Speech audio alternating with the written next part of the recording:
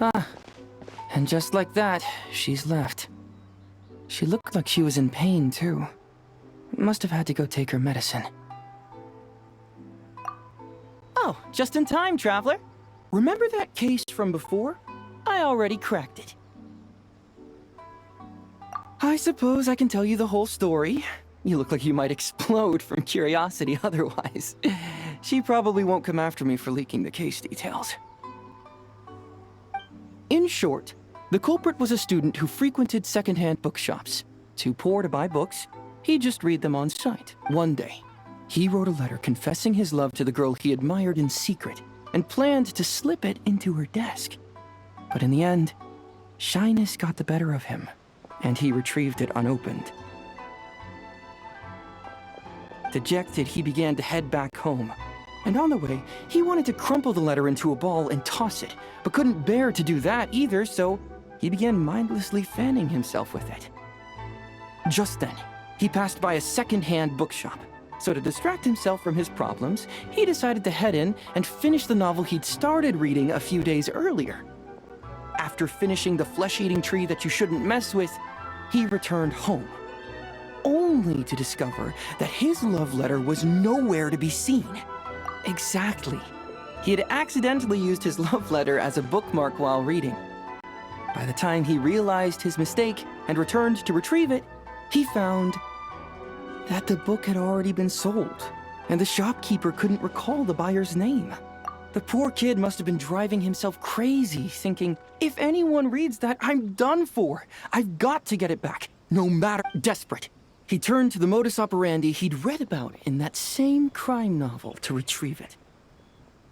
I don't know if it's because he's actually really talented due to the book's meticulous and detailed descriptions, or maybe because Inazuma City's been so safe lately that nobody bothers with basic precautions, but he succeeded.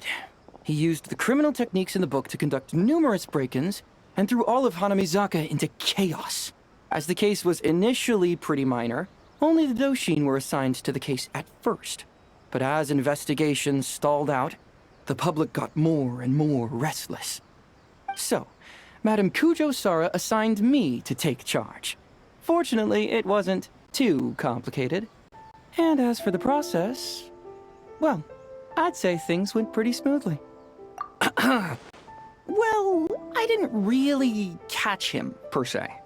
One of the Doshin from the station bought a copy of The Flesh-Eating Tree That You Shouldn't Mess With.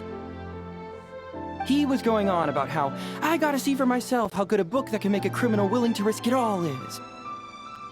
And when he opened it, the letter just fell out. After reading this baffling love letter, everything clicked. So I just picked a time when classes were about to finish, intercepting our little criminal on his way out.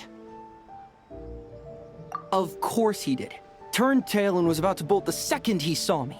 So I just said, if you run, I'll show this letter to the desk mate you have a crush on. No sooner had I finished speaking than he meekly surrendered. It was a bluff. I'd never actually follow through with something that low. He might be a kid, but a crime is a crime. And crimes come with consequences. He'll have to take responsibility and pay all the restitution required. That's why I say that crime novels that romanticize crime end up desensitizing people to it. Something like this isn't really illegal, right? No harm, no foul, it's no big deal. Once ideas like that start worming into people's minds, they might unknowingly turn into fools who cross the line. Traveler, do you think like that? Oh my. Really? Tread lightly then. Should you act on these thoughts, I might get put on your trail, and next thing you know, Madame Kujo will be clapping you in irons. And we'd best avoid that scenario. She's rough with the cuffs, to say nothing of the chafing when she leads you around. Oh, would you look at the time? I should head back to the station. The pile of cases on my desk isn't going to solve itself. After a debacle like this, I'm sure it won't be long before Madame Kujo takes us all on another public safety lecture tour. Oh, let's just hope we don't have any idiot copycat criminals. Otherwise, overtime beckons.